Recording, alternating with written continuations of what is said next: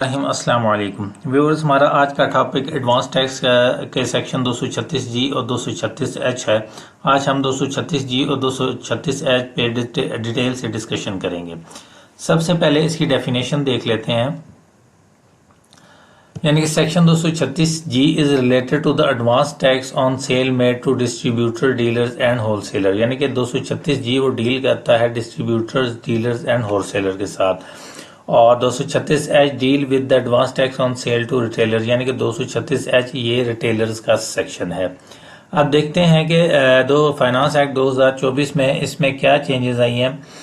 236 जी में लिखता है कि in section 236 G in sub section 1 the expression of pharmaceutical, poultry and animal feed, edible oil, ghee, auto part, tire, varnish, chemical, cosmetics, IT equipment, electronics, sugar, cement, iron and steel product, fertilizer, motorcycle, pesticides, cigarettes, glass, textile, beverage, paint और form sector shall be omitted. यानी कि finance act 2023 में ये सारे omitted से include थे, यानी कि इन पे ये सेक्शन लागू नहीं था। लेकिन फाइनेंस एक्ट 2024 में इन सबको ओमिट कर दिया गया है। इन ओमिट करने का मतलब है कि अब ये सेक्शन तमाम सेक्टर्स पे इम्प्लीमेंट होगा। कोई भी इससे मुबर्रा नहीं है, यानी कि कोई भी किसी को इसमें छूट नहीं है। इसी तरह 236 एच भी सेम है कि इसमें भी जितने हैं जो 2023 में जिन पे लागू नहीं था वो भी ख़त्म कर दिए गए हैं। इसमें expression of pharmaceutical, poultry, animal feed, edible oil, ghee, auto part, tyre, varnish, chemical, cosmetics, IT equipment, electronics, sugar, cement, iron, steel product, motorcycle, pesticide, cigarette, glass, textile, beverage, paint और foam sector shall be omitted. यानी कि इसमें भी वो तमाम जो 2023 में exempted थे, जिन पे सेक्टर्स पे लागू नहीं हो रहा था, वो सब ख़त्म कर दिए गए हैं। अब ये सेक्शन जो 236 जी और 236 एच जो है ये तमाम सेक्टर्स पर लागू होगा। अब इसका रेट में देख लेते हैं कि इसके रेट पे कितने % इजाफा किया गया है। यानी कि फाइनेंस एक्ट 2023 में ये था कि जो 236 जी का टैक्स था वो फाइलर के लिए 0.1% था और नॉन फाइलर के लिए 0.2% था। और 236 एच जो है वो फाइलर्स के लिए था 0.5% और नॉन फाइलर के लिए था 1%। जबकि फाइनेंस एक्ट 2023 में जो 236 जी है वो 1% से इंक्रीज करके उसको 0.1% था फाइलर के लिए और 0.2% था नॉन फाइलर के लिए। तो इसमें 2024 में इसको 0.2% से सीधा 2% कर दिया गया है। यानी कि नॉन फाइलर आप जो 236 जी के तहत 2% से टैक्स पे करेगा।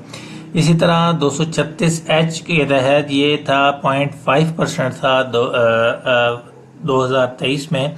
यानी कि फाइनेंस एक्ट 2023 में ये था कि जो एक्टिव टैक्स पेयर है वो 0.5% देगा और नॉन एक्टिव जो है वो 1% देगा। लेकिन 2024 में इसको जो नॉन फाइलर का है वो 2.5 कर दिया गया है। यानी कि सीधा 1% से इसको सीधा 2.5% कर दिया गया है। जो 236 एच के और भी इम्पैक्ट हैं, जैसे कि 236 जी जो है वो person collect tax under this head is liable to registered in sale tax. यानी कि 236 जी के तहत जो टैक्स कलेक्ट करेगा वो सेल टैक्स में लायबल है, रजिस्टर्ड हो। इस तरह 236 एच है वो भी liable to register in sale tax है, लेकिन उसमें एक कंडीशन आ जाती है।